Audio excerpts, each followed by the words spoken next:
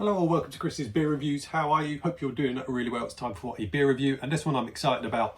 I've been waiting for this to land in can form for a long time. Let's get straight into it. It's from Anspach and Hopday, and it's their London Black Independent Nitro Porter, coming in at 4.4% ABV. Love the can. That's a great looking, smart looking can, and like I say, I've been waiting ages for this to land. I think I had this first time I had it was 2 years ago, I believe, at the Great British Beer Festival down in London, and I had the nitro version and the non-nitro version, and I enjoyed them both. I thought they were both fantastic, and I've just been waiting for them to release it in a can. They've sold it in pubs across the country on tap. Now it's finally here in can form, so I'm delighted. Naturally, I love the way it feels. It's got a really nice feel to it as well. Naturally, this is going to get compared to Guinness, of course it is. Now, is Guinness the best stout in the world? Absolutely no, it isn't. There are far better stouts, but what Guinness has on its side is its marketability, how long it's been around and how available it is, and how kind of low cost it is, if you like.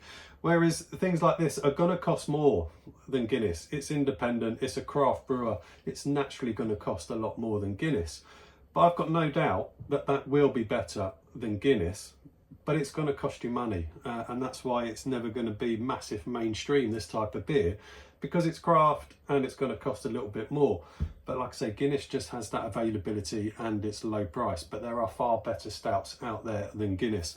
This being one, O'Hara's Nitro Stout, that is way better than Guinness as well. But again, you've got to pay a bit more, and that's the issue, and that's where Guinness is always going to be so popular. So I don't want to compare it to Guinness, because for me they're two different types of stouts really. Guinness is massive mainstream. It's not the best stout, but it is certainly drinkable. These are craft, so it's very difficult to have them as a true comparison. So I'm not going to talk about Guinness anymore. I'm going to try not to. But yeah, let's get on with this one. Nitro, so there's a bit on the back. I'm going to read this out. I don't always read it out. It says, inspired by London's brewing heritage, this is a truly sessionable London porter.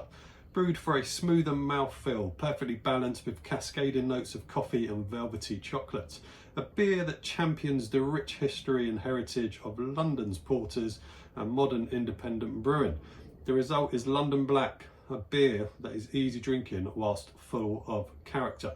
At the bottom it says, pour robustly, settle and enjoy. So I will certainly pour this robustly. My goodness, I wasn't expecting that to happen. So we will pour it robustly. These have not long arrived in the house, so they've probably been shaken around a bit on the delivery lorry, which is probably why it did that rather aggressive open.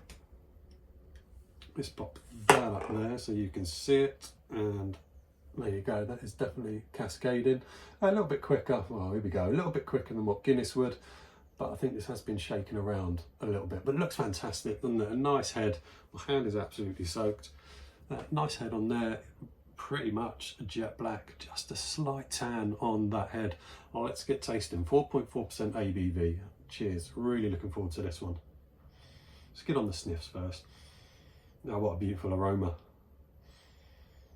Lovely delicate coffee and delicate chocolate. It's not punching you in the nostrils, it's just delicate. It's got a roast, a sweetness to it. Oh, smells glorious. Let's get stuck in. Cheers.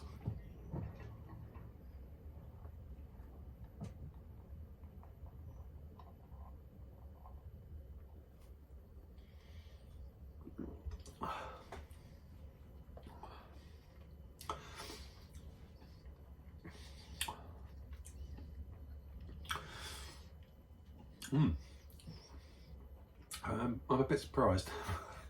I actually thought it was going to be better than that. It's not bad, don't get me wrong. It's a little bit thin on the body. I know it's only 4.4%, but it's got quite a thin body to it.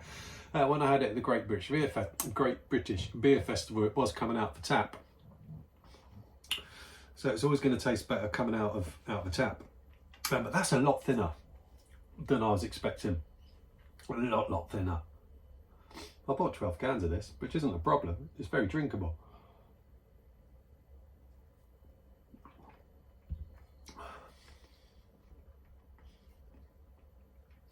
And that thin body's letting it down.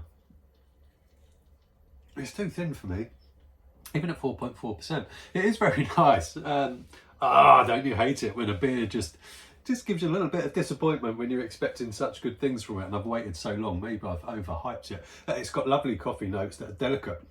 Again, very, very delicate. It's got chocolate in there. That is all in there. There's a roasted malt to it. That's in there. There's not much of a bitter finish, which I was expecting. I was expecting a bit more of a bitter finish. Pardon me.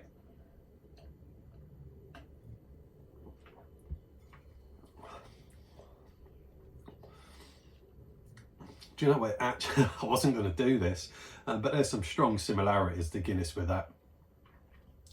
Very strong. There's a little bit of smokiness to it, very delicate little smoke. Everything's delicate with it.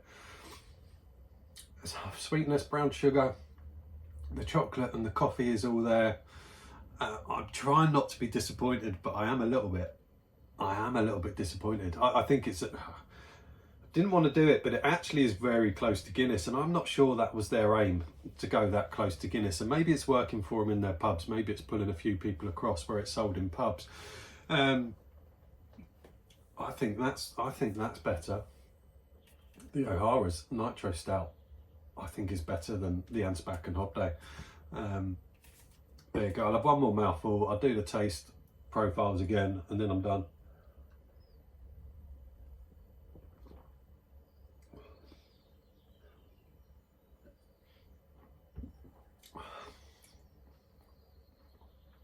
It really is close to Guinness.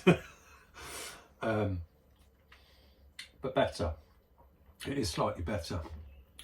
You pick up, now it's kind of picking up a bit more on the dark fruits, raisins, that type of vibe. The roasty malts are in there. The coffee's very subtle. The chocolate's very subtle. There's sweetness running through it, which is kind of knocking off a bit of a bitterness at the back. But all in all, it's enjoyable. It's drinkable. I wouldn't be in a rush to go and buy it again, but I've still got 11 cans to go. But I've got plans of one of those. I've got some big plans on a very big video coming up where that will make it will be featured. But there you go. Disappointed, but it's still decent. I'm done. I've waffled on for over 7 minutes. You get the gist. Laters. I'm out of here.